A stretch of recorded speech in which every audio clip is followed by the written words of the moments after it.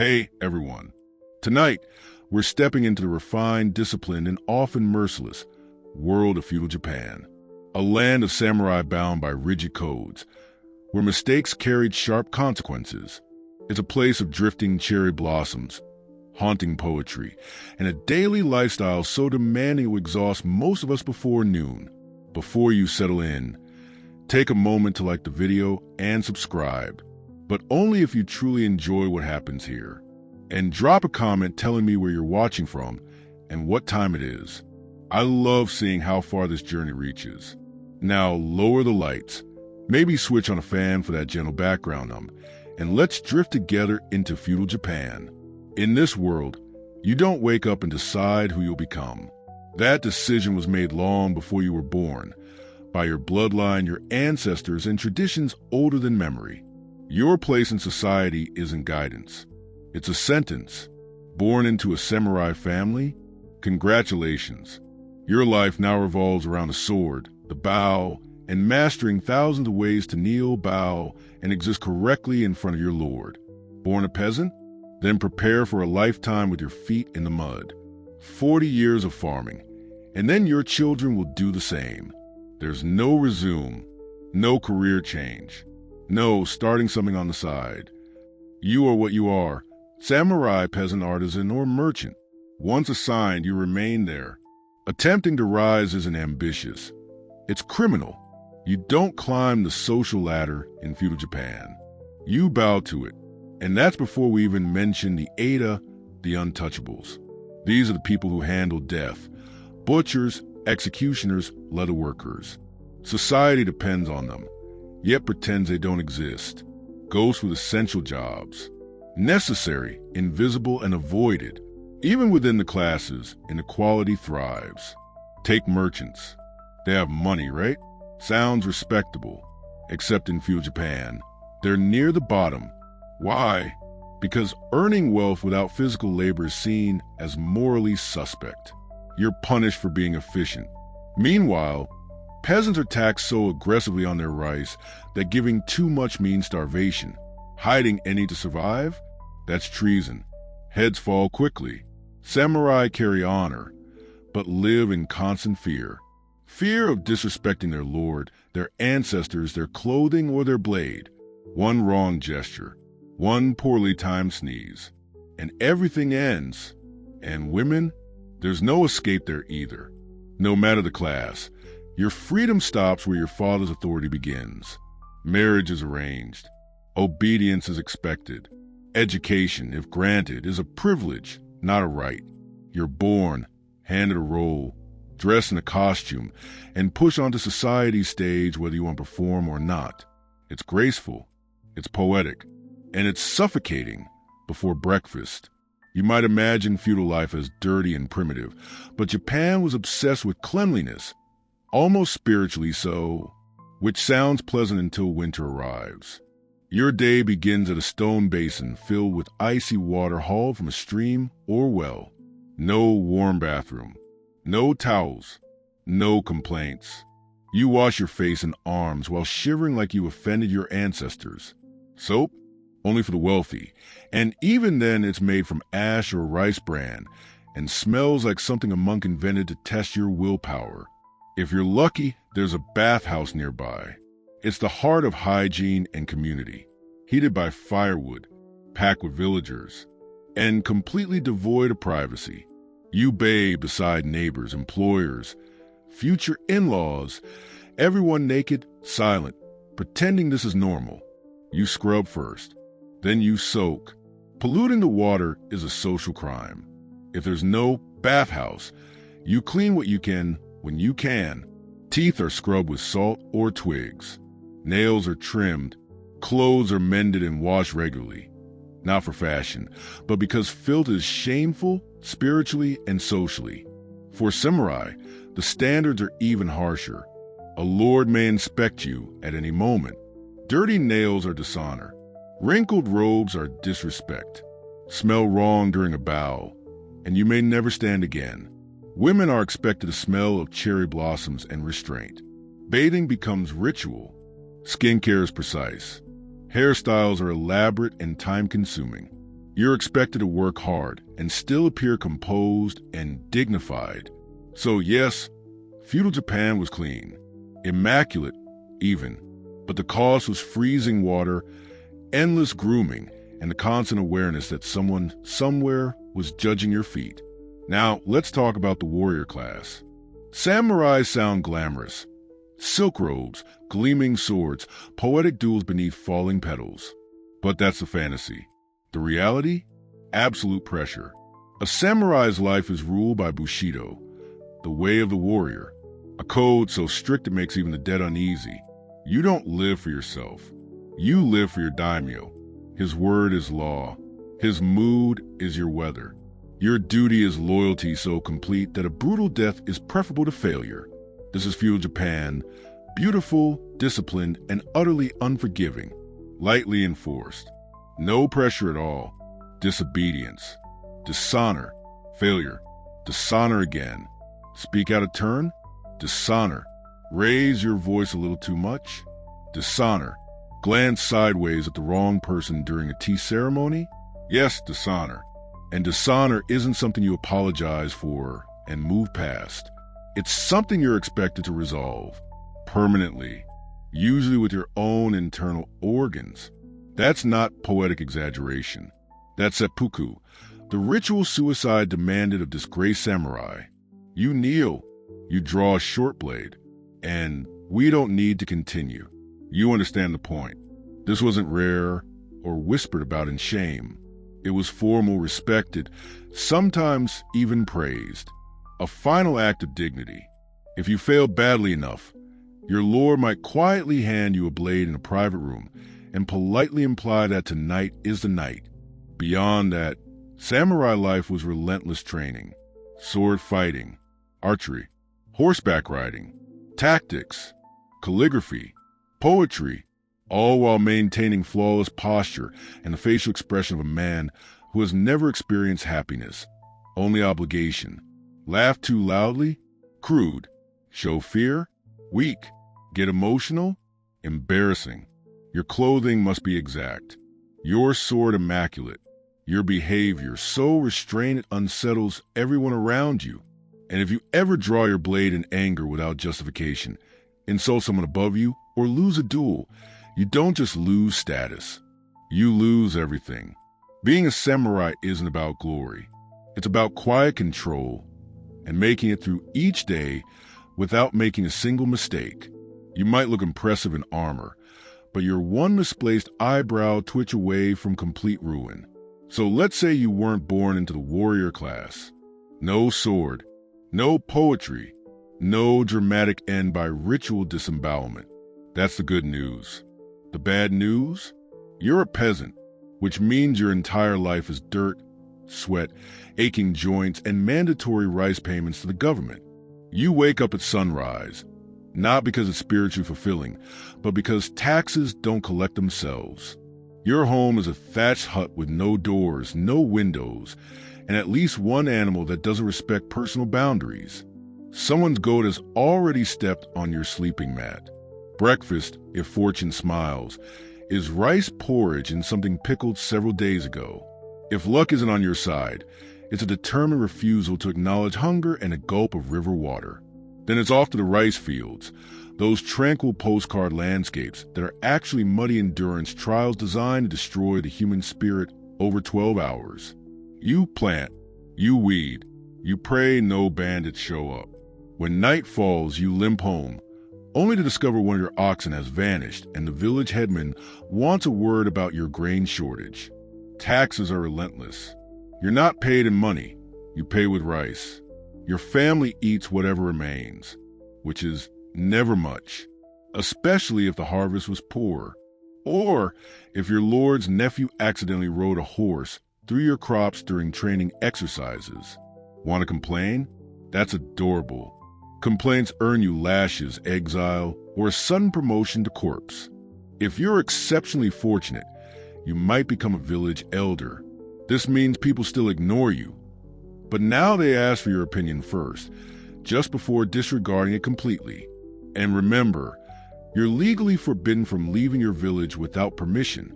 You are, effectively, a rice-powered prisoner with occasional seasonal festivals. These involve cheap sake, circular dancing, and deliberate attempts not to think about the planting season restarting in 4 days. Yes, you are the backbone of the economy. Yes, you feed everyone. No, no one acknowledges you. Days off do not exist.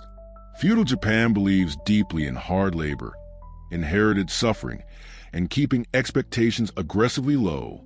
You're hungry? Naturally. You've been working since dawn. Which brings us to food. Meals here aren't about pleasure.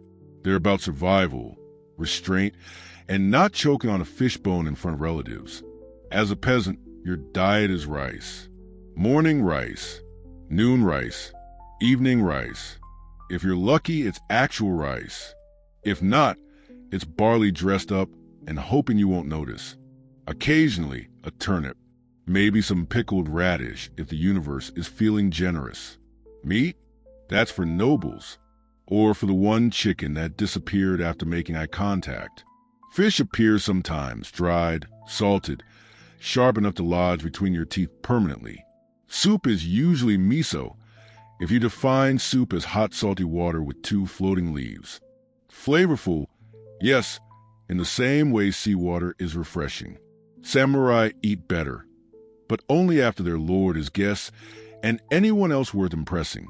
That means cold food and the spiritual exercise of watching others eat while expressing gratitude for the honor waiting.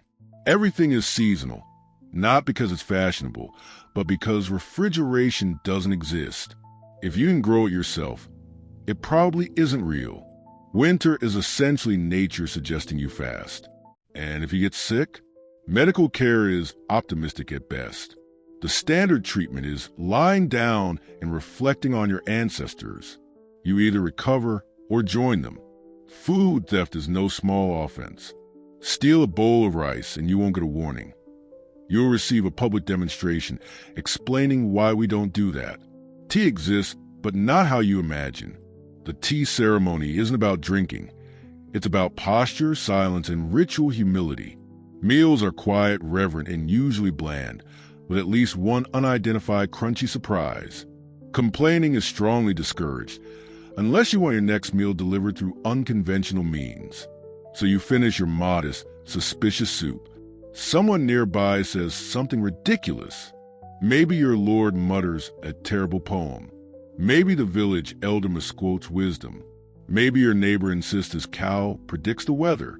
For one reckless moment, you consider correcting them. Don't. In feudal Japan, opinions are dangerous. Free speech isn't a concept. It's a shortcut to disgrace, exile, or an abrupt meeting with a blade. The hierarchy is rigid, and words carry weight. Speak above your rank? Arrogant. Criticize a superior? Insolent. Tell a joke that fails? Borderline treason. Even at home, caution rules. Sons don't interrupt fathers. Wives don't correct husbands. And no one questions a daimyo unless they're eager to explore the afterlife. Samurai are trained to speak calmly even when furious. A sharp tongue is worse than a dull sword. It's dangerous. It invites violence. And it may force someone into the uncomfortable obligation of killing you to restore honor. Which brings us to apologies. Apologies here are ceremonial. You don't just say sorry. You bow deeply. You humble yourself. You might write a poem describing your shame.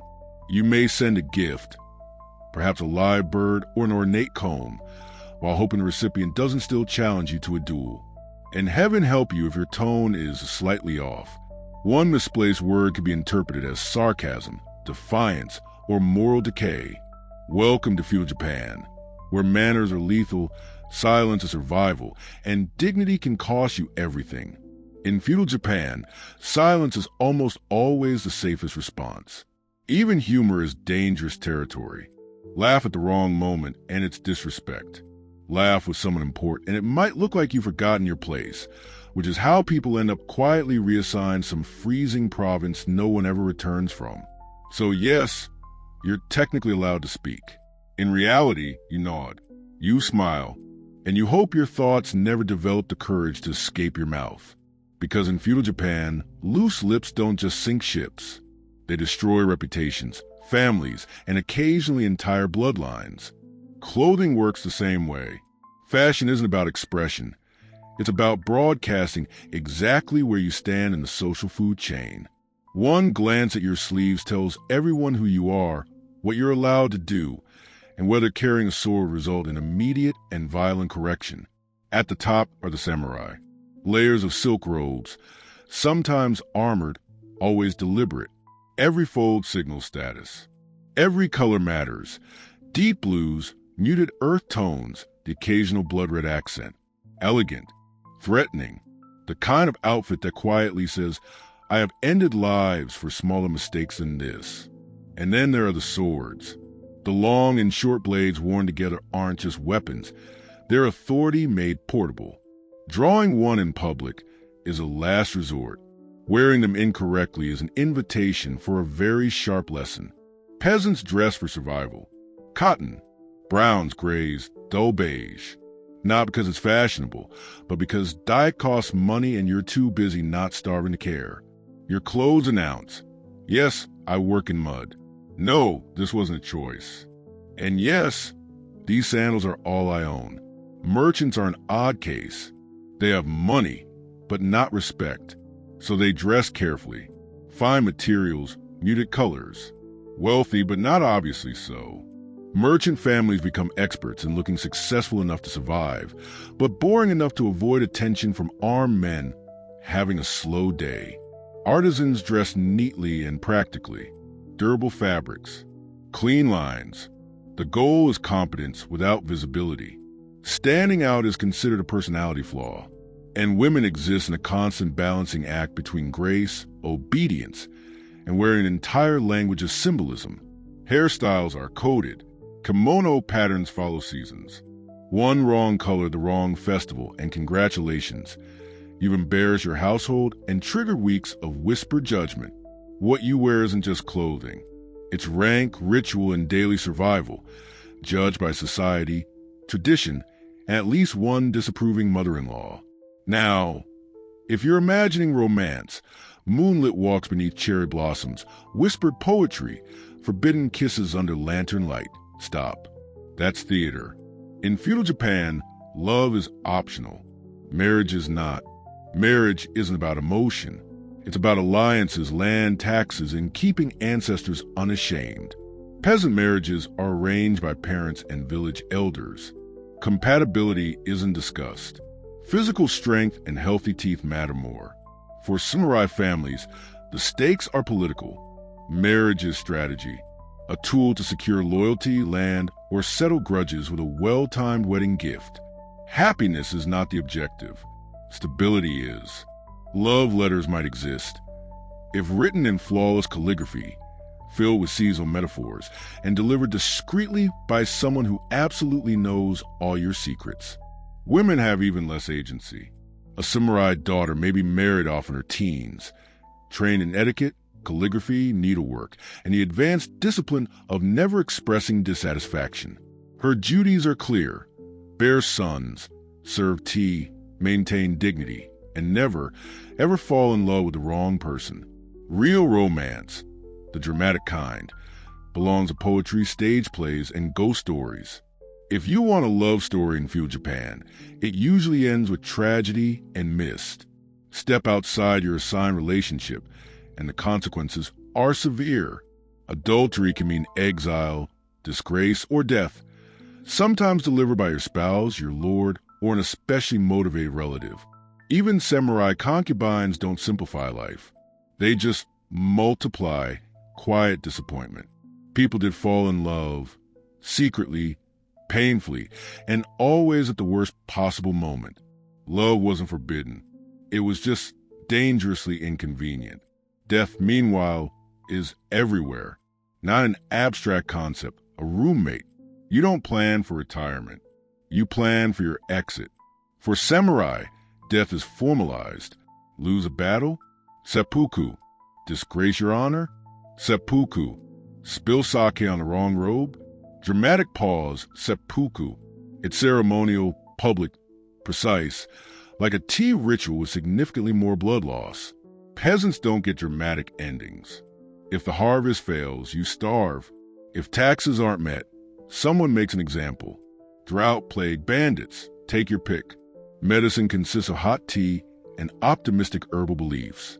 Bandits are real and plentiful. Roads are so unsafe that travel is avoided unless absolutely necessary. Saying I'll visit next year usually means I prefer staying alive. For women, childbirth is a gamble. Midwives help. Surgery doesn't. Survival often depends on luck and prayer. If a husband dies in disgrace, a wife may be expected to follow, not emotionally, but literally. And then there's nature. Earthquakes, floods, tsunamis, famines. Japan is spectacularly unforgiving. Your home can vanish overnight, and your insurance policy is acceptance. The darkest part? You're expected to endure it calmly. Panic is undignified. Fear is shameful. A proper death includes composure, and ideally, a poem. Feudal Japan is beautiful, yes, but mortality is part of the decor. Modern life tells you to chase dreams, find yourself, live authentically. Feudal Japan tells you something else entirely. Your truth is whatever your clan decides it is. Individualism isn't admirable, it's suspicious. You aren't a lone hero. You're a small branch on a very important family tree. And your one job is to make sure that tree doesn't catch fire by saying the wrong thing, dressing incorrectly, or falling in love with someone you were never meant to notice. Your clan defines you, your identity, your reputation, your very future all flow through your family name. You exist within a dense web of duties, honor, and expectations so intricate it might as well be a sacred ledger. Even the samurai, the proud, disciplined warriors, don't fight for themselves. They fight for their daimyo, their household, their ancestors. And if they die, it must be in a way that elevates everyone above them, because dying honorably is one thing, but dying in a manner that embarrasses your family, that becomes a curse for generations. Generational guilt is real. Your actions reflect on your father. Your father's actions reflect on your grandfather. Your grandfather's mistakes may still affect how your cousin is treated in a distant province decades later. Want to open a noodle shop just because you love cooking? Cute. Too bad your family raises horses. You'll be brushing hooves until further notice. Take up painting? Great. You'll be decorating your clan's temple under rigid rules, in absolute silence. And don't even think about scandal. One ill-timed affair, drunken stumble, or cheeky poem could shame everyone. Your siblings will silently scorn your mother. Your great-uncle might be compelled to perform seppuku just to restore the family honor. You are not an individual. You are a representative, a piece on a chessboard, a walking liability. But if you play your part well, bow at the right times, and marry as instructed, your clan might grudgingly utter your name with something like pride. And that, in feudal Japan, is the closest thing to a personal achievement badge. Survive the hierarchy, the sword duels, the honor system in the rice fields? Well done. Now survive the weather. Feudal Japan is breathtaking. Snow-capped peaks, serene forests, cherry blossoms in bloom, but nature is merciless. Typhoons arrive like angry gods, flattening roofs, washing away roads, and sending months of carefully tended rice gently downstream. Earthquakes strike suddenly without warning. A faint tremor, a fleeting moment of confusion, and your house is sideways. If you survive, watch for fires, because everything is wood, including your mistakes. Floods turn villages into mud soup, drowning crops and scattering animals. Your landlord still wants taxes, now with interest. Droughts are just as cruel. Weeks of relentless sun crack the soil, leaving rice paddies dry and cracked as a monk's humor. You pray. You perform rituals. You begin regarding your neighbor's well with suspicion. Winter is bone-deep cold, not a postcard scene. Thin blankets, fires that die by midnight, and communal suffering as a norm. You warm your hands over a clay brazier and pray frostbite isn't the season's fashion. Volcanoes occasionally join the fun. Japan sits on the ring of fire. Yes, that is as dangerous as it sounds. Eruptions can bury villages in ash or lava. Shrines become unintended rock gardens. There's no national relief effort. If your home collapses, you rebuild. If your crops spoil, you go hungry. Taxes? Still owed. Disaster is never an excuse. Nature is omnipresent, reminding you that even gods have bad days. Power flows downward, and so do responsibilities, blame, and expectations. Think you're important? There's always someone above you. A peasant's life is controlled by the village headman, who answers to the local samurai, who answers a daimyo, who answers a shogun, who may occasionally whisper to the emperor, a sacred figure who rules more in spirit than in fact. Even samurai, sword-wielding enforcers of justice, are not free. They serve a lord, obeying orders and occasionally fighting battles. They don't fight for land they own or glory they will personally enjoy. In theory, they are honored. In practice, they are well-dressed middle management with katanas. Daimyo seem untouchable until the shogun decides they're overstepping. Then their castles are inspected, letters intercepted, and heads very politely removed from the political equation. Even the shogun, military dictator and most powerful man in Japan, constantly watches the court, clans, the economy, and at least 4 cousins actively plotting to poison his tea. He rules, but he doesn't sleep well. The emperor technically outranks everyone but wields no real power, a sacred relic to be revered and ignored simultaneously. He blesses rituals, names, and eras, sometimes writes poetry, and is probably broke. This hierarchy is rigid. You do not climb it. You are placed, and you remain. Ambition is feared, not admired. The higher you rise, the closer you get to a sword in your back. Respect flows upward. Authority flows downward. Orders are obeyed, not debated. Disagreement is dangerous. Any hint that you think you are above your station, that is not ambition. It's a formal death sentence in waiting. Whether peasant, merchant, samurai, or lord, someone above controls your fate, and someone below is hoping you stumble. What you learn, and if you learn at all, depends entirely on where you sit in the social ladder. Spoiler: near the bottom, the ladder is invisible, on fire, and occasionally both. At the top, samurai children are the lucky ones. From an early age, they are trained in reading, writing, swordsmanship, archery, horseback riding, etiquette, poetry, and the sacred art of looking unimpressed at all times. By age 14, a samurai boy might compose a death poem, while his peers are still struggling with basic cursive. Their education is intense, purposeful, and entirely aimed at serving, protecting, and not embarrassing the family. They study the Chinese classics, Bushido, and how to bow with godlike precision. Merchant and artisan children get a practical education, math, bookkeeping, perhaps some reading, not Confucius or philosophy, just enough to manage business. Peasant children, this is your curriculum. This is a hoe, this is rice. Start before sunrise. Survival, farming, and avoiding death in front of the tax collector are their lessons. Literacy is rare. Formal schooling is a luxury. Girls, unless of high rank, are educated in domestic skills, etiquette, tea ceremonies, and the fine art of silent obedience. You are only just learning cursive. Their education was relentless, meticulously designed to serve, protect, and never bring shame to the family. They studied Chinese classics, the principles of Bushido, and the art of bowing so perfectly that even the gods might take notes. Then come merchant and artisan children. They receive some instruction, usually in math, bookkeeping, and basic literacy, but only enough to keep a business running. No Confucian philosophy or lofty ideals here. You learn how to calculate bulk prices for pickled vegetables. Practical? Certainly. Glorious? Not so much. Peasant children had an even simpler curriculum. This is a hoe. This is rice. Start working before sunrise. Parents taught survival, farming, and the subtle art of politely avoiding death in front of the tax collector. Literacy was rare. Formal schooling was a luxury. The only scroll you might encounter was nailed to a tree, explaining why your taxes had increased yet again.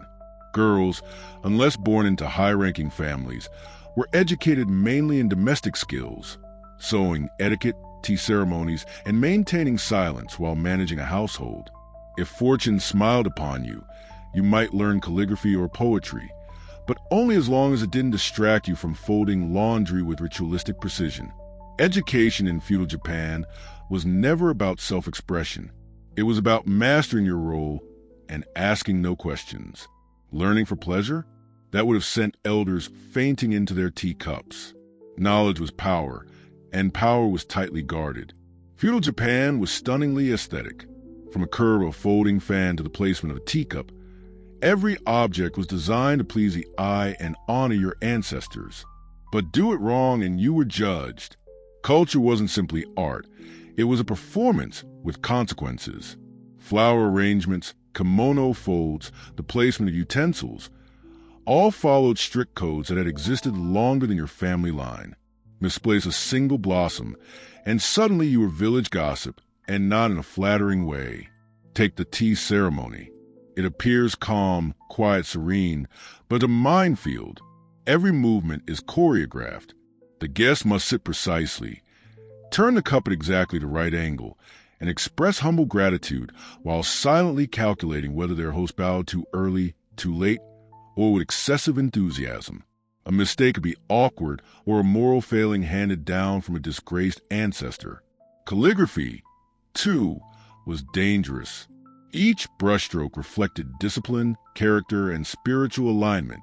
Messy handwriting didn't just signal carelessness. It broadcasted emotional instability and poor etiquette. Poetry, likewise, had rules. Proper season, correct paper, appropriate metaphors that reference nature and emotion without personal excess. Show off, and suddenly no one invites you to the moon viewing gathering. Culture was a game of precision. Participation wasn't for relaxation.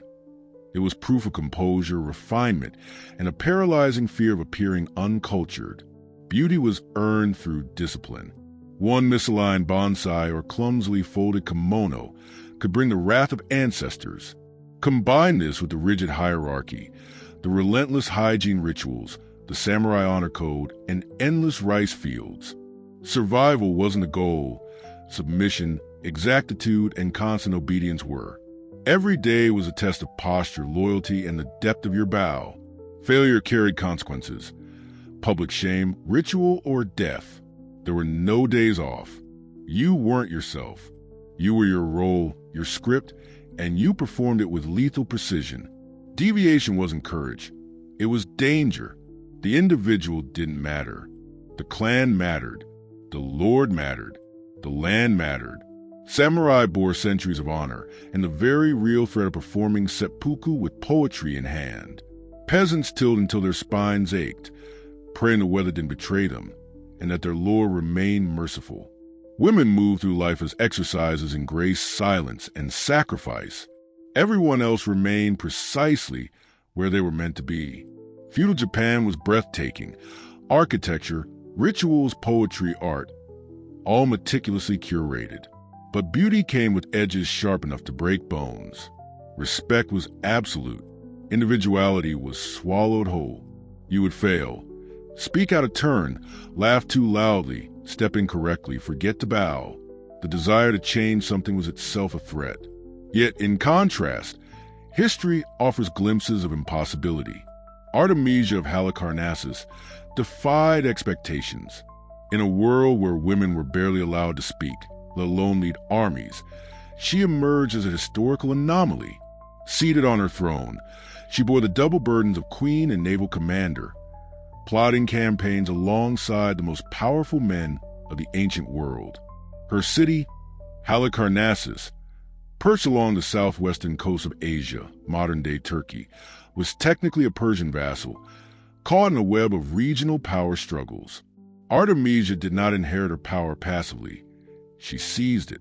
Greek by blood, Persian by loyalty, and a woman by birth, she navigated immense societal pressures with poise. Her father was of Carian descent. Her mother hailed from Crete. When her husband died, Instead of stepping aside, she claimed authority herself, an act of quiet rebellion that was both dangerous and extraordinary. But Artemisia didn't stop at ruling. She craved more: power, influence, conquest. When Xerxes the Great launched his legendary invasion of Greece around 480 BC, she did what no other woman of her era dared. She volunteered for war, not as a nurse or a messenger, but as a commander, leading ships into combat, risking death alongside her men. She contributed 5 of her own vessels, sleek, fast, lethal, and personally steered them into the thick of battle. Xerxes, ruler of an empire stretching from India to Egypt, did not merely tolerate her presence.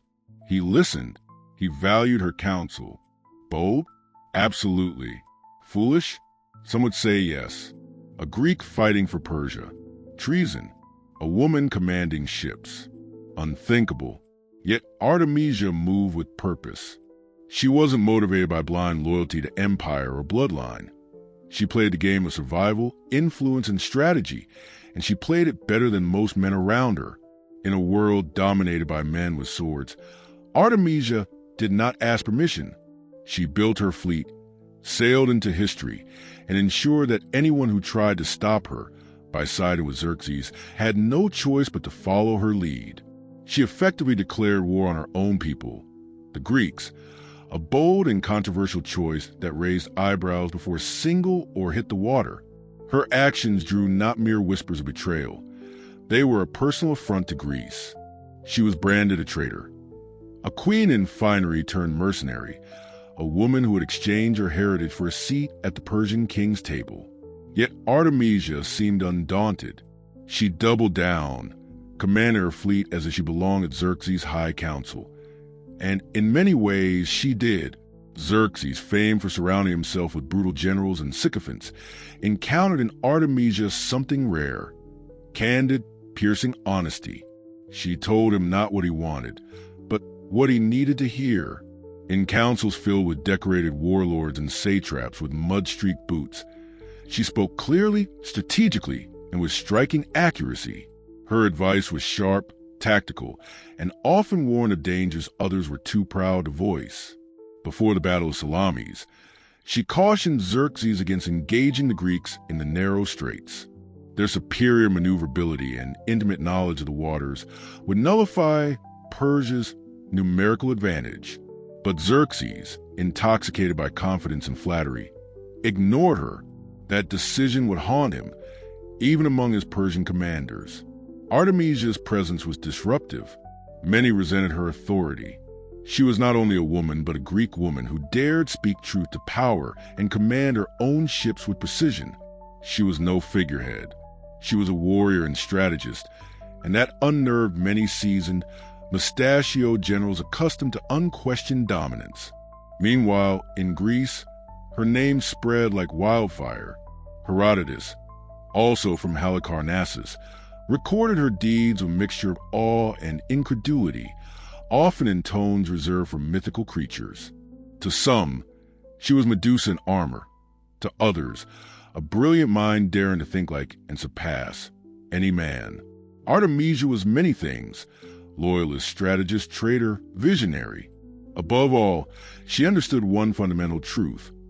In war, identity bends, but power endures. And the ultimate test of that insight came at Salamis, a naval showdown that would define the Greco-Persian Wars.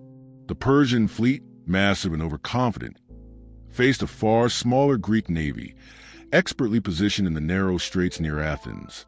Xerxes' campaign faltered here, and Artemisia made one of the most audacious tactical decisions of her career. She had warned Xerxes not to enter these waters. The Greeks' mobility and knowledge of the terrain would render his overwhelming numbers ineffective. He ignored her. He wanted spectacle, glory. What he got instead was chaos. As battle erupted, the Persian formation collapsed. Ships collided. Lines broke. Greek triremes darted like predators among the lumbering vessels. In the midst of it, Artemisia commanded her flagship, maneuvering between allies and enemies, making split-second decisions that would become legendary. A Greek ship pursued her relentlessly. In a move historians still debate, She ordered her vessel to ram and sink another Persian ship, an allied vessel, no less. The Greeks, witnessing the sudden attack, assumed she was one of them and ceased their chase. Artemisia escaped unscathed. Xerxes, observing from a hill, reportedly remarked, "My men have become women, and my women have become men." Perhaps the highest praise he ever offered a subordinate, especially one who had just sacrificed a friendly ship to save herself. Her decision was more than survival. It was strategy, misdirection, and cold-blooded calculation. She read the battlefield in real time, taking a gamble that saved her ship, her crew, and her own life. Brutal, controversial, but undeniably effective. While many Persian commanders perished or fell into disgrace, Artemisia returned not as a failure, but as a model of decisive leadership. The Persian fleet limped home, morale shattered, ships lost, and the myth of Persian naval supremacy shattered. Yet Artemisia emerged as a rare figure of competence. In the chaos of defeat, she had acted with clarity and courage. Xerxes noticed. Back on land, licking the wounds of Salamis, Xerxes turned to her with rare candor. He asked a question few men could answer truthfully. What next? Artemisia did not mince words. She advised retreat, return to Persia, leave General Mardonius to finish the campaign. Athens had burned. Further risk would be folly. Remarkably, Xerxes listened. The emperor, who had dismissed nearly every other voice in his council, followed the counsel of a single woman, a moment that confirmed what everyone already suspected. Artemisia was extraordinary. Artemisia was more than brave. She was politically lethal. She understood instinctively when to strike, when to deceive, and when to retreat. Her strength wasn't measured in armies or swords. It came from clarity, a rare commodity among rulers and conquerors. In the aftermath of Salamis, Xerxes entrusted her with the guardianship of his sons, a profound mark of confidence and respect in the intricate courts of the ancient world. You didn't hand over your heirs lightly. You chose someone whose loyalty was absolute, whose judgment unwavering. Artemisia, born on the periphery of empires, had now positioned herself squarely at their center. When she returned to Halicarnassus, she wasn't a queen uncertain of her power. She was a figure whose influence could not be denied. Her legend began to solidify. She was no longer just a ruler. She was a woman who faced empires and did not flinch. While most would have sought safety after battle, Artemisia had stepped into war and returned stronger, more formidable than ever. Her military feats made headlines, but her legacy wasn't forged solely on the battlefield. It thrived equally in the minds of those who recorded her deeds, particularly Herodotus, the so-called father of history, who hailed from her very city. The shared geography lent an uncanny intimacy to his account. He wasn't writing about a distant myth. He was writing about his own queen. Yet he did not frame her as a stereotype, neither angel of virtue nor villainess, but as something far rarer, a leader of intelligence, calculation, and undeniable presence. In his writings, the Battle of Salamis reveals her courage, but even more, her ruthless pragmatism. The sinking of the Allied ship, the confusion of the Greeks, the precise brilliance of her maneuvers. Herodotus depicts her as both strategist and enigma. She becomes a contradiction, admired and feared, respected and doubted. And that respect was earned, hard and relentless, in a world dominated by men such as Xerxes and Mardonius. Yet she outshone them. Where ambition drowned her peers, foresight carried her forward. She knew when to fight, when to vanish, when to act decisively. And in a society that equated femininity with fragility, her audacity must have been intoxicating to Herodotus. Artemisia did not fit the cultural mold, nor did she seek to. Historians often label her in broad strokes. She was no rebel, yet she disobeyed. She was not a feminist. Concepts like that did not exist, but through sheer competence, she subverted patriarchal norms. Her legacy spread quietly, not via grand monuments, but through stories passed down by men forced to acknowledge her superiority in council and in battle. She outthought them, outmaneuvered them, and in politics, outlasted them. While the men of her age relied on scribes and chroniclers to preserve their names, Artemisia had something more enduring. As Herodotus set his pen down, he wasn't just recording history. He was capturing a puzzle in the form of a queen, and centuries later, her name would persist. About a century later, it resurfaced with another Artemisia, the queen of Curia, likely a descendant, ruling Halicarnassus. Though she never commanded fleets, she too left a mark, commissioning the mausoleum at Halicarnassus, one of the seven wonders of the ancient world, in honor of her husband and brother, Mausolus. Dynastic politics, as ever, complicated. Yet this monumental tomb was more than grief. It was a statement, a projection of identity, and an echo of the strength first Artemisia had wielded. Historians debate whether the two women were directly related, mother and daughter, aunt and niece, or perhaps not at all. But the name Artemisia had come to symbolize power, intellect, and bold rule. The legacy of the original queen permeated Halicarnassus, shaping its identity for generations. The second Artemisia's mausoleum gave rise to the very word mausoleum, a linguistic testament to stone, grief, and political theater. The second Artemisia, though celebrated for mourning, was a competent ruler in her own right, continuing the rare thread of female authority in an era that expected none. And yet it was the first Artemisia, the naval commander, advisor, and strategist, who laid the foundation. She navigated the treacherous currents of empire, straddling the Greek and Persian worlds, insider and outsider alike. Without her, Halicarnassus might have faded into obscurity. Instead, it became a beacon, a city shaped by the audacity of two remarkable women, one with ships, one with stone, each leaving an indelible mark on history. Their stories, though separated by time, resonate in tandem, one commanding fleets, the other crafting monuments, both wielding their names as instruments of legacy. Artemisia's life has always lingered in the space between myth and history, empire and gender, legend and record. Debates persist. Was she a Persian loyalist, a Greek traitor, or a sovereign playing chess while others swung swords? The truth is complex. She was a commander who gave wise counsel, fought with distinction, and earned the trust of Xerxes more than many seasoned generals. That alone speaks volumes about her political acumen and composure under pressure.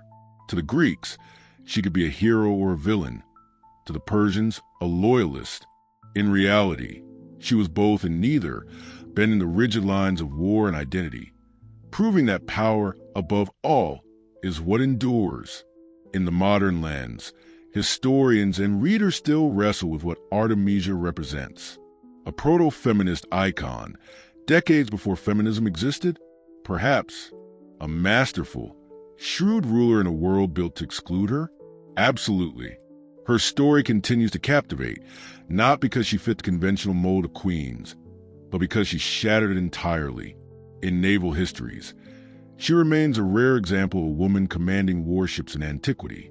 In literature and political discourse, she appears as a symbol of reason amid hubris, occasionally re-emerging in popular culture, sometimes distorted, sometimes glamorized, but always unmistakable. Yet Artemisia herself wasn't concerned with posterity. She didn't craft a brand or pen memoirs. Her concern was survival, governance, and victory. That is precisely why her story endures. It was shaped not by vanity nor legend, but by hard decisions, often controversial, yet frequently correct. She belonged neither to Persia nor to Greece. She belonged to herself. Over time, her story evolved as all great tales do. Artemisia became myth, metaphor, and sometimes monster. Writers and dramatists reimagine her at will, a merciless seductress in one tale, a bloodthirsty warrior queen in another. The real Artemisia, the strategist, the survivor, was often buried beneath layers of exaggeration and fear. Part of this distortion stemmed from a simple truth. Men didn't know what to do with her. A woman who commanded, who defied kings, who thrived under fire, and who corrected emperors' mistakes was terrifying in any era. So storytellers reshaped her. One story claims she fell hopelessly in love with an unfaithful man and leapt from a cliff in despair. Not exactly the actions of a seasoned naval commander, yet it reinforced a narrative of fragile femininity. Another painted her as a poisonous schemer, more witch than queen. This pattern recurs through history. Women in power are softened, villainized, or both. Artemisia received both treatments, yet neither captured the truth. She ruled not with seduction or superstition, but with vision, logic, and cold, calculated strategy. She played the game of men on her own terms, and that terrified contemporaries and successors alike. Even today, adaptations continue to reshape her story. Hollywood, for instance, turned her into a vengeance-driven femme fatale in 300, Rise of an Empire. Entertaining? Certainly. Historically accurate? Not even close. But the fact that she still commands attention, still invites reinvention, demonstrates one undeniable truth. Her legacy is teeth. The woman they feared did not die. She transformed into myth memory and an enduring, uncomfortable question. What if more women had been like Artemisia? Even when Artemisia of Halicarnassus disappeared from contemporary records, she did not vanish from history. Her influence spread outward, like the wake left by a ship slicing through the waves. No monumental tomb marks her grave. No statue survives in her likeness. Yet her presence persists, etched into the stones of Halicarnassus, whispered in ancient chronicles, debated in the halls of historians. Artemisia's life was impossible. She ruled when women weren't meant to rule, fought when women weren't meant to fight, advised when women weren't meant to speak, and still, she was heard. She wasn't merely tolerated, she was respected. Perhaps her rarest achievement was not survival, but earning the grudging admiration of her peers and enemies alike. Even centuries later, her name remains paradoxical, exalted yet obscured. She isn't as universally known as Cleopatra or Joan of Arc, but perhaps that is fitting. Artemisia did not pursue legend. She pursued outcomes. She was not mythically beautiful or tragically romantic. She was a leader, a realist, a strategist. Her drama unfolded not in poetry, but in the silence of war councils, in the cramped decks of ships, and in the steady gaze of a king who chose to listen. Today, her story invites reflection, not merely as a tale of a woman in a man's world, but as a testament that courage often sits quietly at the edge of power. It speaks uncomfortable truths, acts decisively, and sails into chaos. Artemisia did not need rescue. She did not need embellishment. What she deserved and still deserves is recognition for her intellect, her audacity, and her brilliance in a male-dominated empire. She carved her path across hostile seas, defied cultural gravity, and navigated the fog of war. And as long as ships traverse the seas, history remembers those who dared act when silence is safer. Humanity's earliest understanding of the cosmos mirrored this audacity. Before Copernicus or telescopes, humans used only the naked eye and stone to unlock the secrets of the heavens. These tools sufficed. Across civilizations, people looked upward not just with awe, but with purpose. The stars weren't decoration. They were calendars, compasses, gods, and prophecies.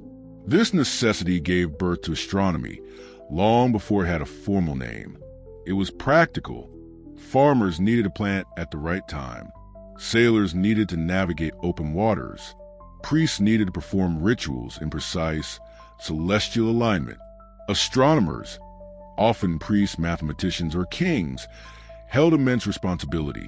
Without telescopes, they observed using temples, monuments, and megalithic structures.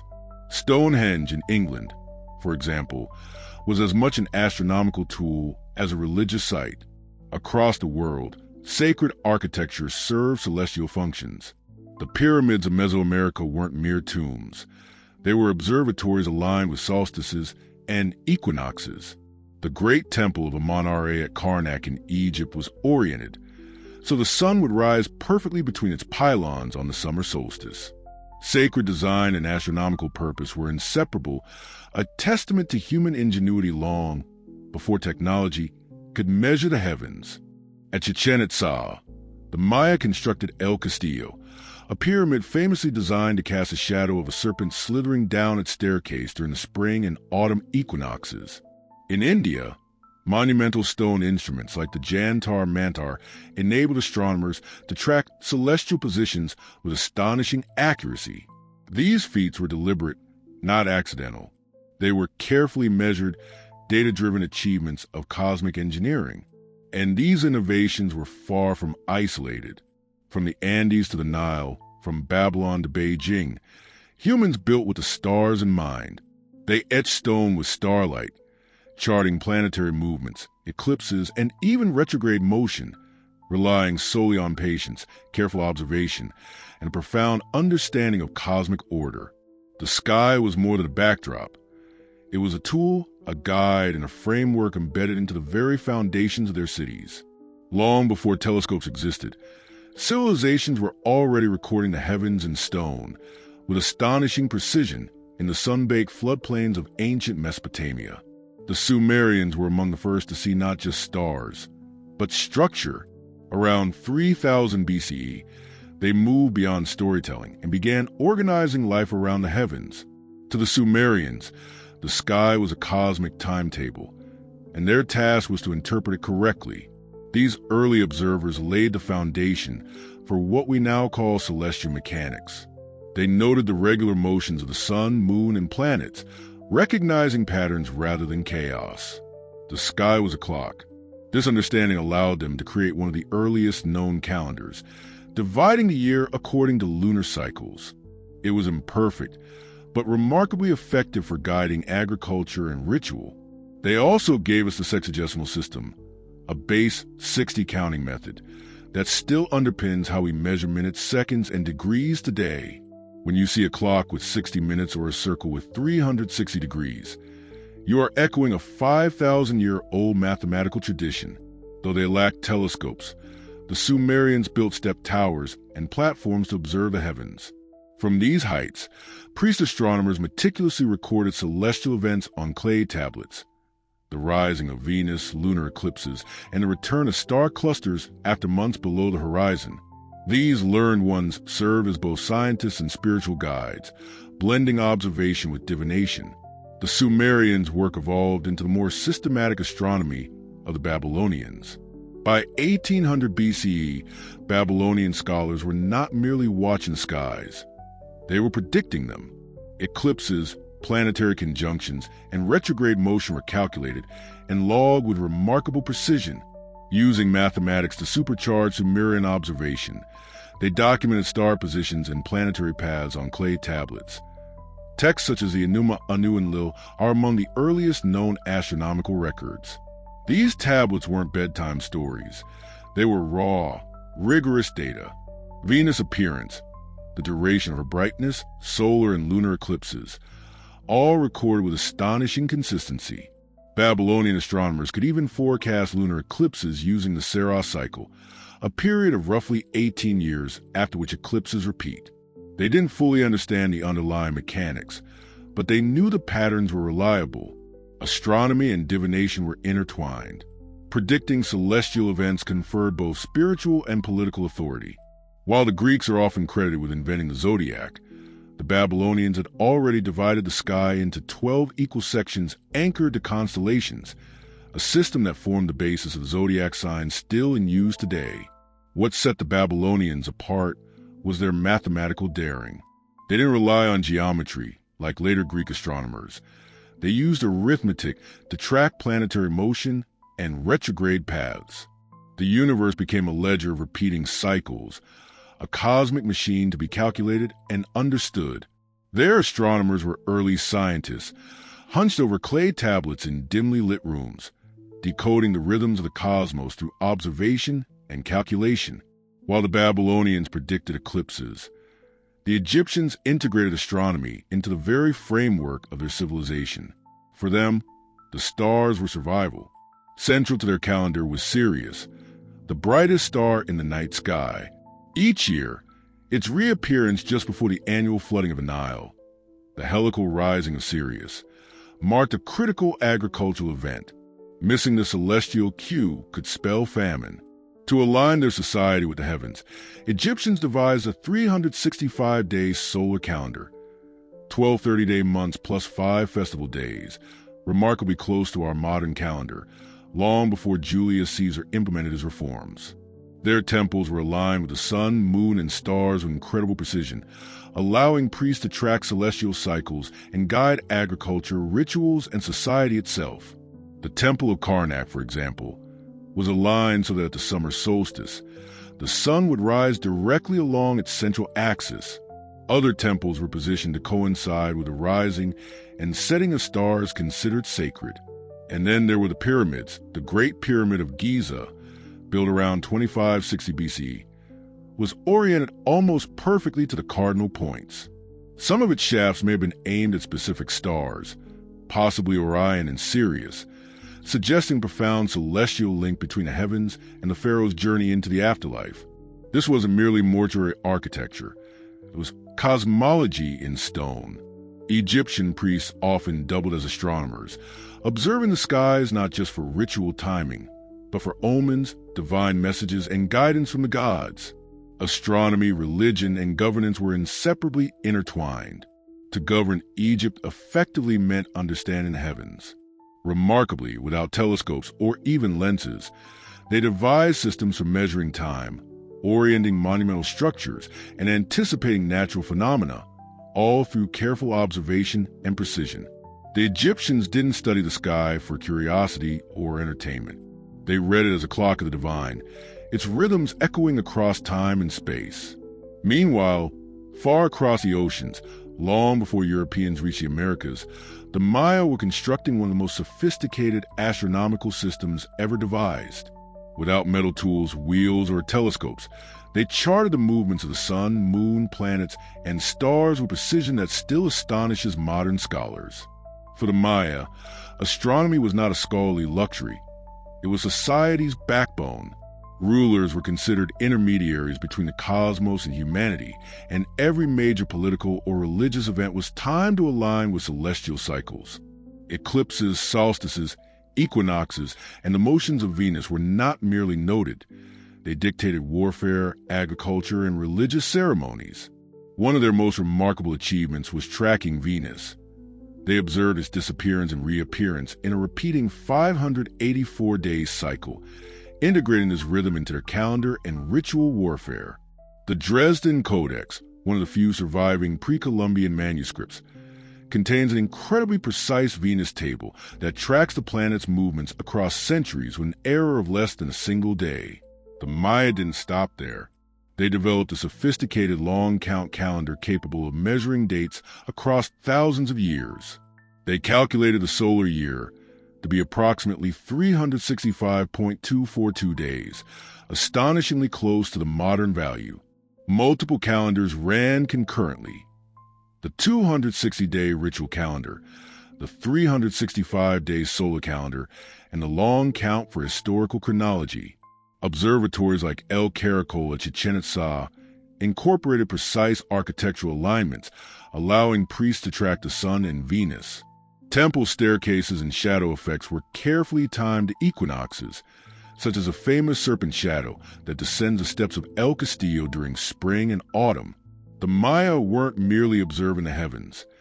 They were synchronizing their civilization with them. Kings ruled according to the stars. Temples rose in harmony with solstices, and wars were timed with Venus cycles. In ancient China, astronomy was equally entwined with governance. The emperor, regarded as the son of heaven, ruled under the mandate of heaven, a cosmic endorsement that could be revoked if the stars sent the wrong message. Astronomy was thus both sacred and political. A shift in the sky could challenge a dynasty's legitimacy. By 2000 BCE, Chinese astronomers were meticulously recording celestial events, including comets, supernovae, eclipses, sunspots, and planetary motion. Some of these ancient records, found in texts like the Records of the Grand Historian and the Book of Han, are still used by modern scientists to verify astronomical phenomena. Notably, Chinese astronomers documented the supernova of 1054 CE, which was visible in daylight for 23 days. Their precise recordings allowed modern astronomers to identify the Crab Nebula. China's mastery wasn't only observational. Astronomers developed mechanical devices, armillary spheres, gnomons, and even water-powered celestial globes to measure the sun's altitude and track stars. They divided the sky into 28 lunar mansions, similar in concept to Western constellations, for navigation and timekeeping. Their lunisolar calendar, which balanced lunar months with the solar year, remains in use today to calculate traditional holidays like the Lunar New Year. Eclipses were treated with particular significance. Predicting a solar or lunar eclipse was more than a scientific exercise. It was a political necessity. If an eclipse occurred without prior warning, it was seen as the astronomer's failure and potentially a sign that the emperor had lost a mandate at heaven. In China, therefore, astronomy was inseparable from governance, divinity, and societal survival. In India, astronomy was similarly integrated with philosophy, ritual, mathematics, and metaphysics in a system known as Jyotisha, or the science of light. Initially, astronomy helped determine auspicious timing for rituals, but developed into one of the most mathematically sophisticated systems in the ancient world. Early references appear in the Vedas, composed around 1500 BCE, which describe the sun, moon, and planetary cycles, and divide the sky into 27 nakshatras, or lunar mansions, a framework still central to Indian calendars and astrology. These nakshatras were linked to mythology and mathematics, forming the basis for both astrological charts and precise calendrical calculations. Indian astronomers didn't only observe, they calculated. By 500 CE, foundational texts such as the Surya Siddhana describe the Earth's axial tilt, planetary elliptical orbits, and even the concept of gravity, producing models of the solar year more accurate than the later Julian calendar. Centuries before Newton, one of the most remarkable figures in Indian astronomy was Aryabhata. In 499 CE, he proposed that the Earth rotates daily on its axis, a radical idea at a time when most of the world assumed the heavens revolved around a stationary Earth.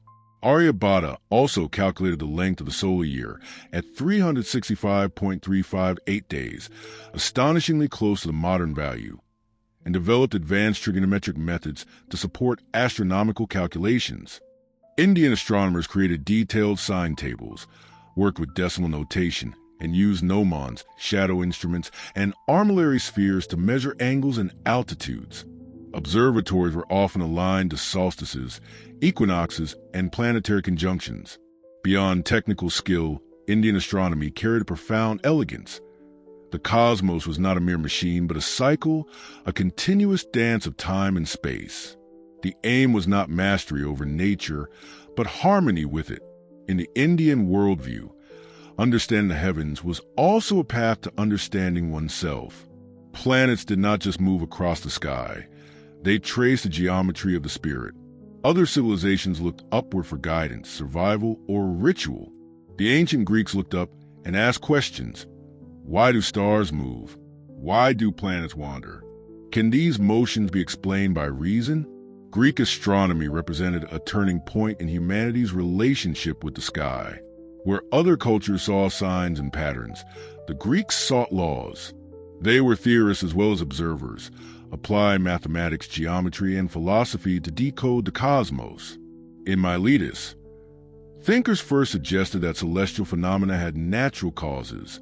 Anaximander proposed that the Earth floats unsupported in space and that the heavens formed a sphere, a radical concept for the era. Pythagoras envisioned the universe as a system of perfect harmony, a music of the spheres governed by numerical ratios, laying the groundwork for theoretical astronomy. Aristarchus of Samos, in the 3rd century BCE, came closest to modern understanding, proposing a heliocentric system with the sun at the center. His revolutionary ideas were ignored for nearly 2 millennia, but they planted a seed that would flourish with Copernicus. Hipparchus, the father of observational astronomy, compiled the first star catalog, classified stars by brightness, discovered the precession of the equinoxes, and developed trigonometric tools to calculate celestial positions, all without telescopes. Finally, Claudius Ptolemy synthesized Greek, Babylonian, and Egyptian knowledge in the Almagest, creating a geocentric model that explained planetary motion through epicycles and deference. For over 1,000 years, it remained the authoritative text. While many Greek ideas were imperfect, their emphasis on rational explanation and systematic modeling changed the way humanity approached the heavens. Stars were no longer random points of light. They were governed by patterns a human mind could understand. By the early 17th century, the telescope would revolutionize observation, revealing moons orbiting Jupiter, the phases of Venus, sunspots, and galaxies far beyond the Milky Way. But long before that, ancient civilizations had spent millennia mapping stars, tracking planets, predicting eclipses, and building monuments aligned with solstices and equinoxes, without lenses, electricity, or satellites. What makes these achievements extraordinary is that they were independent. Sumerians in Mesopotamia, Maya in Mesoamerica, Chinese and Indian astronomers in Asia, and Greeks and Egyptians around the Mediterranean all developed complex astronomical systems rooted in their own worldviews. Despite oceans and continents separating them, they arrived at similar conclusions. The heavens move with order, and that order mattered. Astronomy shaped every aspect of life. It guided agriculture, religion, architecture, politics, and philosophy. It dictated when to plant, when to pray, when to build, and even when to rule. Models varied, geocentric, cyclical, mythological, but all shared one trait: a deep, unwavering respect for the cosmos. For many cultures, the sky was alive, purposeful, and sacred. The telescope would eventually expand humanity's vision, but the foundation was laid by these ancient observers. Their patient measurements, systematic records, and relentless curiosity created the blueprint for modern astronomy. Every time we check a calendar, navigate with GPS, or track the stars, we are following a legacy written in clay, stone, and papyrus. Fast forward to 1803. Something extraordinary happened. A young American republic, barely 3 decades old, executed a land deal that would double its size overnight. The Louisiana Purchase was more than real estate. It was a geopolitical shockwave. The United States acquired over 828,000 square miles from France, stretching from the Mississippi River to the Rockies. From this vast territory, 13 future states would emerge. The price? $15 million, roughly 4 cents an acre. At the time, no one anticipated the scale of the acquisition. President Jefferson's immediate goal had been modest: secure the Mississippi River and the vital port of New Orleans. River trade was essential for farmers of the Ohio Valley. Whoever controlled New Orleans controlled the region's economic lifeline. Jefferson instructed his diplomats to offer France $10 million for New Orleans and surrounding lands. But when the envoys arrived, they were blindsided. The French countered with a proposal for the entire Louisiana territory, not just New Orleans. Napoleon Bonaparte offered the United States the entire Louisiana territory. France's priorities had shifted. Napoleon had once dreamed of a grand North American empire, but the Haitian Revolution had crushed French ambitions in the Caribbean. Disease, insurrection, and the looming threat of Britain made holding Louisiana more trouble than it was worth. Napoleon needed cash for war, not swamps and prairie. Faced with an unexpected opportunity, the Americans jumped at it. The negotiators acted quickly, sometimes even ahead of full approval from Jefferson. This wasn't merely a port they were acquiring. It was the Mississippi River, the Great Plains, access to the Rocky Mountains, and control over the very heart of the continent. What Jefferson secured wasn't just land. It was a blank canvas for westward expansion, national growth, and inevitably conflict. But while newspapers celebrated, one fact went largely unnoticed. This land was far from empty. It was home to dozens of native nations, each with their own histories, alliances, and territorial claims.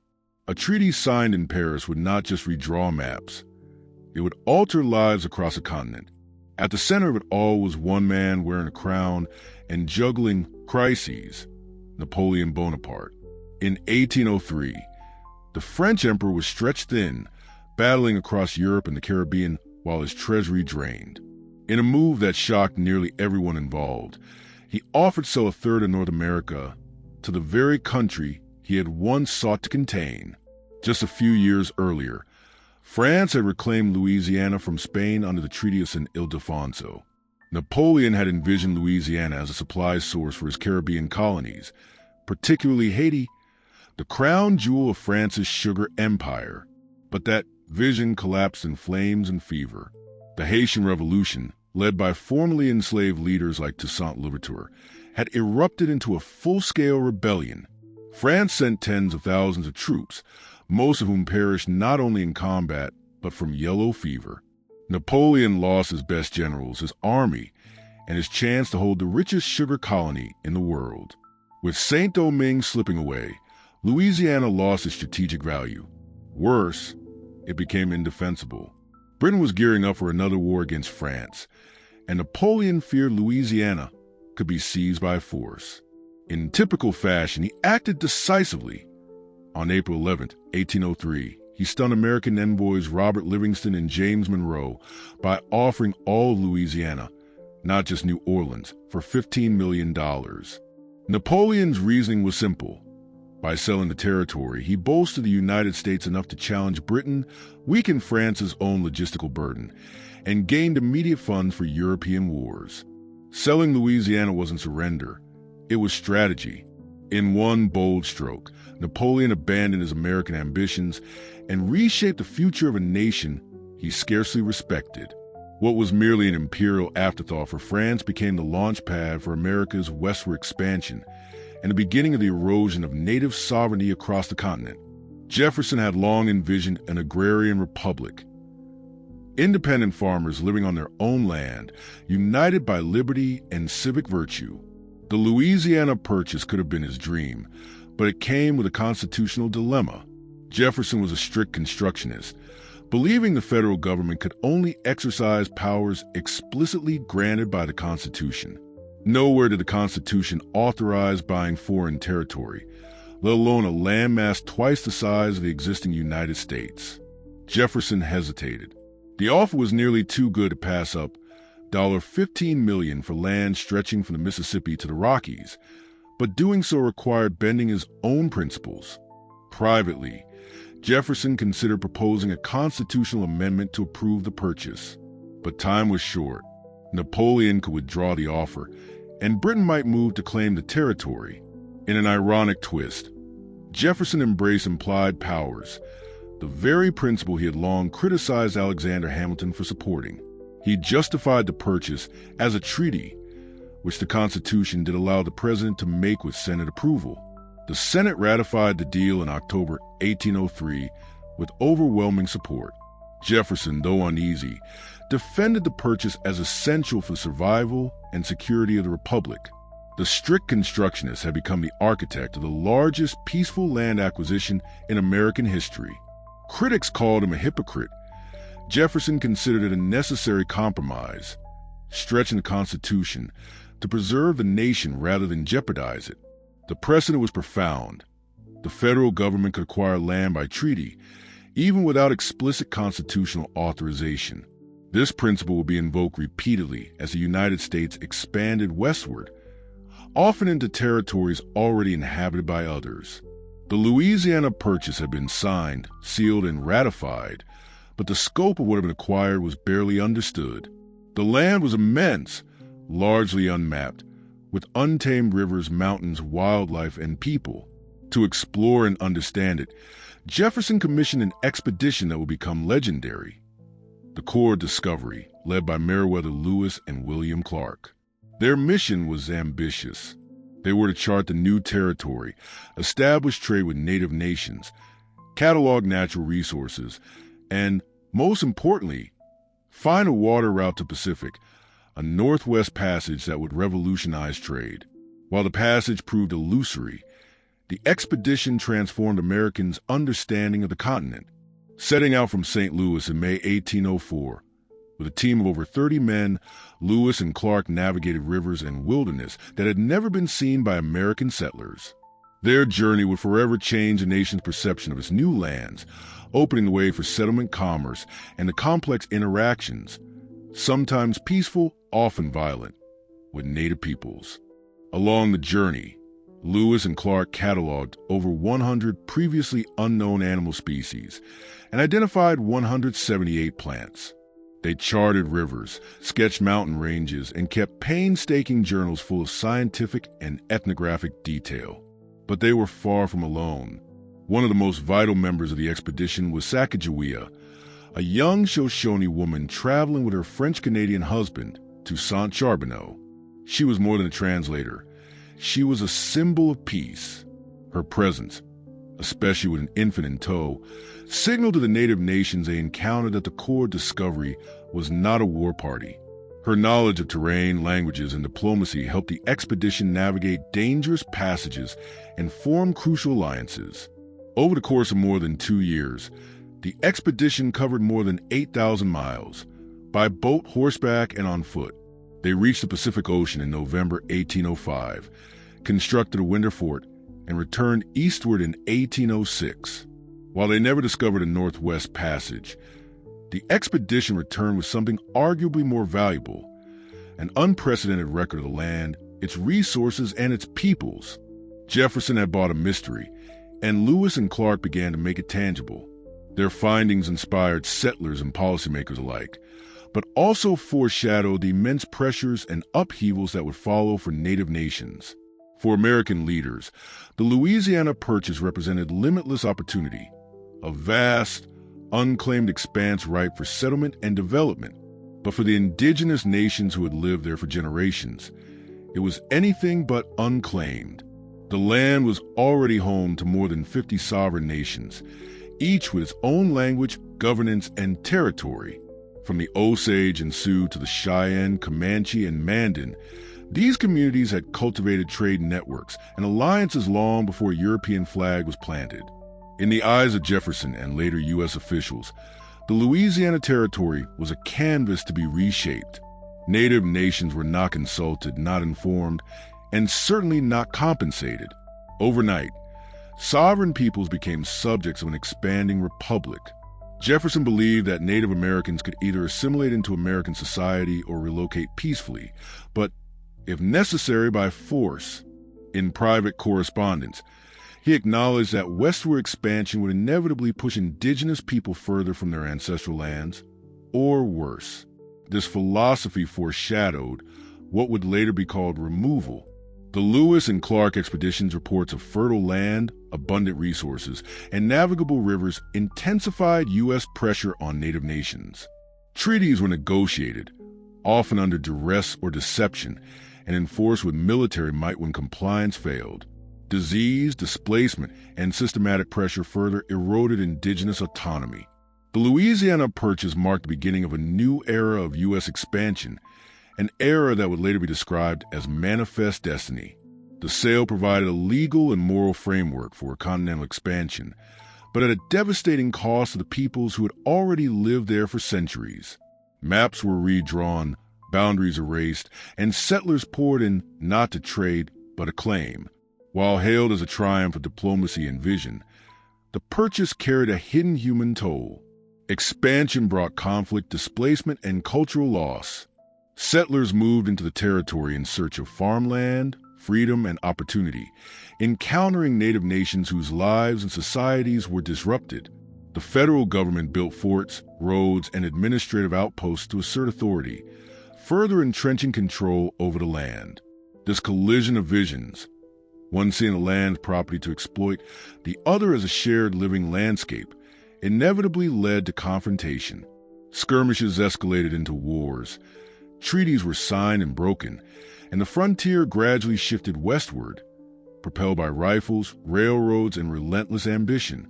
The Louisiana Territory also heightened a looming moral crisis: slavery.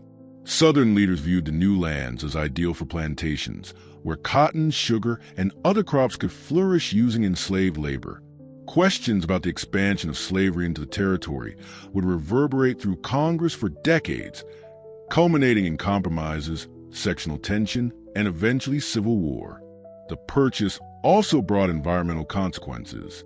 Rivers were dammed, prairies plowed, and the great herds of bison decimated. The transformation was swift and irreversible.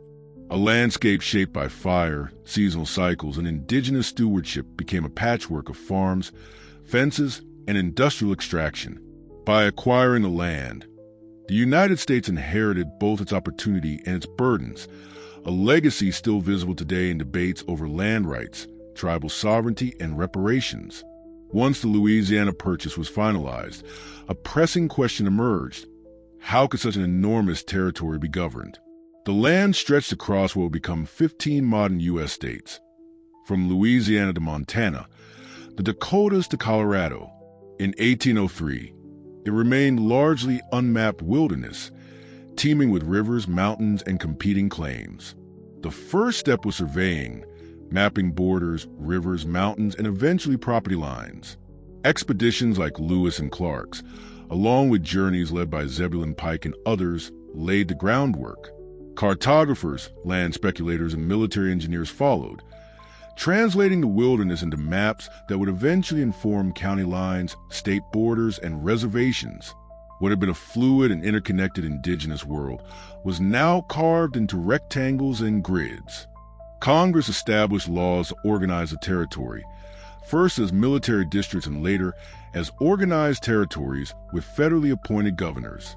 Gradually, the Louisiana Territory became integrated into the expanding United States, but at profound human and environmental cost. The new territories were organized following the model of the Northwest Ordinance.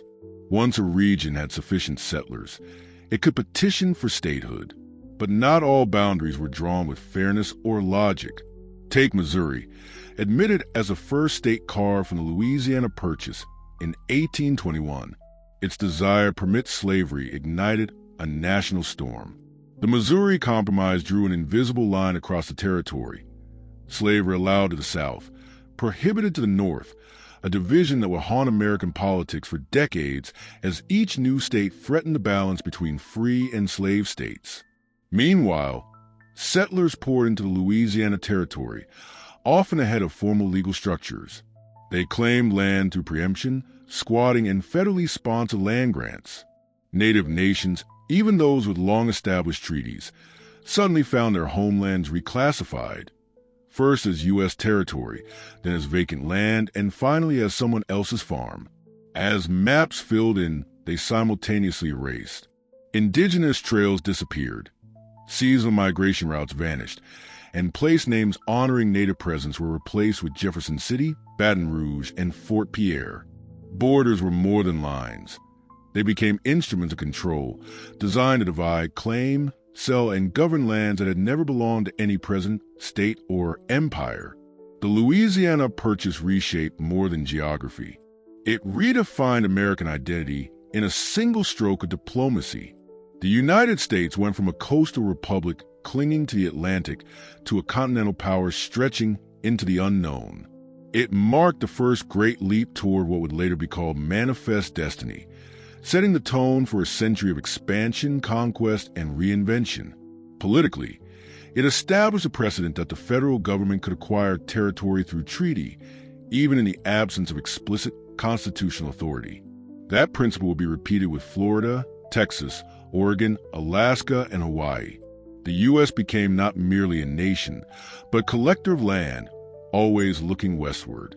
Culturally, the Louisiana Territory became the canvas for the American frontier myth, a place of daring explorers and boundless opportunity. Yet for every settler's dream, there was a native nightmare, a story of lost land, broken treaties, and forced displacement. The Mississippi River became the lifeblood of commerce. Cities like St. Louis, New Orleans, and Kansas City flourished as trade hubs. Fertile plains were transformed into farms, and mineral discoveries fueled industrial growth. The deeper legacy of the Purchase is a paradox. It symbolized American ideals, opportunity, independence, growth. Yet it also embodied some of the nation's gravest failures: dispossession, slavery, and imperial ambition. Triumph was written on land taken from others, often violently. Today, the borders of the Louisiana Purchase define states where millions live. Highways now cross lands once roamed by buffalo. Fields of wheat stand where sacred grounds once thrived. Beneath the soil and pavement, the memory lingers, not as a simple transaction, but as a turning point. The United States was transformed. So too was the continent. But the true cost? Not just financial. It was measured in lives, cultures, and landscapes that could never be fully restored. Ultimately, the Louisiana Purchase was more than a land deal. It was a defining moment, shifting the nation from a fragile republic on the Atlantic coast to a continental power reaching boldly into the interior. The ink may have dried in Paris, but its consequences reverberated across rivers, prairies, and generations. It ignited a new national confidence, a belief that expansion was inevitable. That conviction would crystallize into manifest destiny, propelling the United States to the Pacific and beyond. It also cemented a model of growth based on land acquisition, displacement, and development. The West ceased to be a mystery. It became a target. For settlers, speculators, and politicians, it was an invitation to claim opportunity by displacing what already existed. For native nations, it was catastrophe. Lands they had cared for, traded across, and defended were suddenly claimed by a distant government, purchased without consultation or consent. One line on a map replaced centuries of governance, tradition, and stewardship. Settlers arrived, accelerating cycles of violence, forced removal, and cultural devastation. Treaties were made and broken, reservations drawn, bison decimated, languages diminished.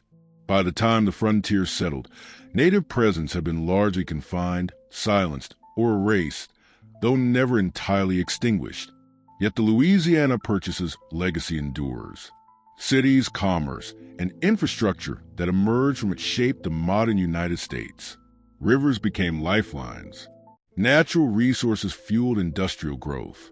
Open space offered room for innovation, migration, and reinvention.